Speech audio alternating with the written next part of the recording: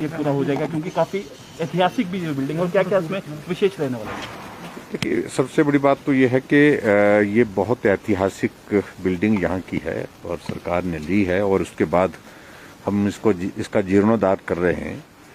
और हमने एडीबी के अंतर्गत लगभग 25 करोड़ रुपए की जो है स्वीकृति इसके लिए दी, और टारगेट हमारा ये था कि अभी दिसंबर तक इस साल की सोचा था हमने, पिछले 2021 के, तो ये बन करके तैयार हो जाए, लेकिन किन्हीं कारणों से विलम्ब हो गया इसमें। अब वही हम अगली टाइमलाइन इसकी तय कर रहे थे। हम चाह रहे हैं कि जल्दी से जल्दी इसको ये किया जाए। एक तो इसमें बहुत सारी चीज़ों को लेकर के आने वाले समय में क्या क्या करना हो, उन सारी चीज़ों को लेकर के तो विचार होगा ही, लेकिन शिमला के ऐतिहासिक कुछ पहलुओं पर लाइट एंड साउंड का एक शो का एक प्रोविज़न यहाँ इसके अंतर्गत करने का भी हमने प्लान किया था। उसके लिए चीज़ें कुछ आगे बढ़ी भी हैं, और आज तो विशेष तौर से इसका हम यही देखने आए कि हम इसका अगर जल्दी से जल्दी इसको हम कब तक तैयार कर सकते हैं, उसके लिए टाइमलाइन क्या हो सकती है। तो इसी बात को लेकर के मैं कहा एक बार जा करके हम इसको फिजिकली देख करके आए कि भाई यहाँ किस तरह से काम चल रहा है। सर, कल एक अहम बैठक हुई है कल सर पीएम के साथ सभी चीफ मिनिस्टर की, क्या सब विशेष रहा है, क्योंकि लगातार केसेस हिमाचल प्रदेश में बढ़? देखो, वो कोविड के नए वेरिएंट आने के बाद, ओमिक्रॉन के पश्चात, पूरे दुनिया में कोविड केसेस में बहुत ज़्यादा बढ़ोतरी हुई है, और देश में और प्रदेश में भी बहुत ज़्यादा बढ़ोतरी हो रही है इन दिनों में। अगर हम हिमाचल प्रदेश का देखें तो लगभग 1800 केसेस से ज़्यादा केसेस पर डे आ रहे हैं। तो वो हिमाचल की पॉपुलेशन के हिसाब से स्वाभाविक रूप से हमको एक चिंता का विषय है। प्रधानमंत्री जी ने सभी मुख्यमंत्रियों से इस बारे में फीडबैक लिया कि किस प्रकार से सारी चीज़ें आपके प्रदेश में तैयारी की दृष्टि से हैं, और क्या क्या। उसके बाद जो सबसे बड़ी बात है कि जो सेक्रेटरी हेल्थ जो गवर्नमेंट ऑफ इंडिया, उनकी ओर से जो प्रेजेंटेशन दी गई, उसमें ओमिक्रॉन के बारे में डिटेल में बताया गया कि संक्रमण ज़्यादा होगा, ये आप मान करके चलिए, लेकिन उसके बावजूद हॉस्पिटल में पेशेंट का नंबर बहुत ज़्यादा नहीं बढ़ेगा, क्योंकि होम आइसोलेशन में ही अधिकांश लोग इसमें ठीक हो रहे हैं।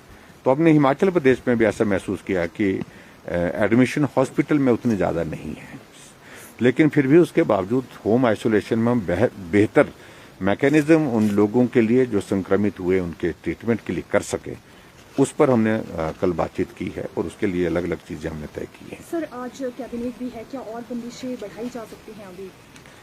देखिए, आज थोड़ा हम एक बार चर्चा करेंगे। आज भी हमारी हिमाचल के संदर्भ में जो प्रेजेंटेशन है कोविड सिचुएशन पर, तो उस पर भी हम बातचीत करेंगे, निश्चित रूप से बात करेंगे। लेकिन मैं समझता हूं कि बहुत रिस्ट्रिक्शन लगाने से भी बहुत ज़्यादा चीज़ें ठीक नहीं होने वाली हैं। ठीक नहीं होने की वजह मेरा कहने का कि आर्थिक दृष्टि से कोविड के कारण लगातार तीसरा साल चल पड़ा, जो बहुत बड़ी क्षति हुई है इकोनॉमी को, और वो मुझे लगता है कि उस पर भी हमको विचार करना पड़ेगा कि आने वाले समय में इन रिस्ट्रिक्शंस के कारण हमारी डेवलपमेंट के साथ साथ में हमारी इकोनॉमी ज़्यादा प्रभावित ना हो, ये भी बहुत आवश्यक है। सर, धर्मशाला से एक महिला अधिकारी ने आपसे मदद मांगी है, पीएम से भी मदद मांगी है, क्या आप न्याय की जो है डिमांड? देखिए, मैंने वो मीडिया में देखा है, इसके बारे में बात करेंगे। सर, विपक्ष भी आपको आरोप लगा रहा है कि उन्हें सारे प्रोग्राम कैंसिल कर दिए थे 15 तक, फिर भी वो प्रोग्राम कर रहे हैं।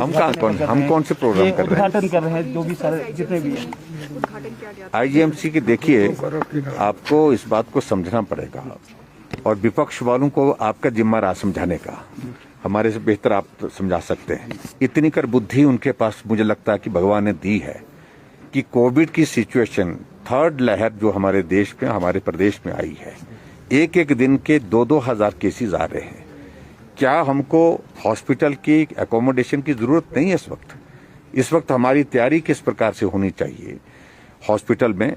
और बड़ा हॉस्पिटल हमारा शिमला में तो आईजीएमसी है, और उसका ओपीडी ब्लॉक वहां शिफ्ट करने के लिए हमने कहा को जल्दी शिफ्ट करो, ताकि जो दूसरे जो पोर्शन जहां पर ओपीडी अभी चल रहा है वहां पर हम और क्या कर सकते हैं, और बेड कैपेसिटी कैसे बढ़ा सकते हैं, और चीज़ों को कैसे बेहतर कर सकते हैं।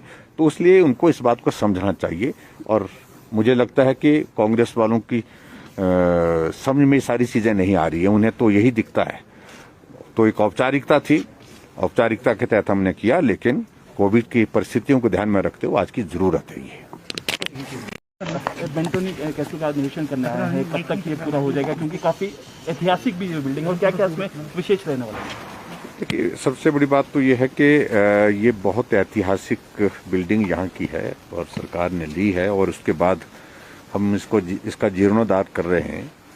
और हमने एडीबी के अंतर्गत लगभग 25 करोड़ रुपए की जो है स्वीकृति इसके लिए दी, और टारगेट हमारा ये था कि अभी दिसंबर तक इस साल की सोचा था हमने, पिछले 2021 के, तो ये बनकर के तैयार हो जाए, लेकिन किन्हीं कारणों से विलंब हो गया इसमें।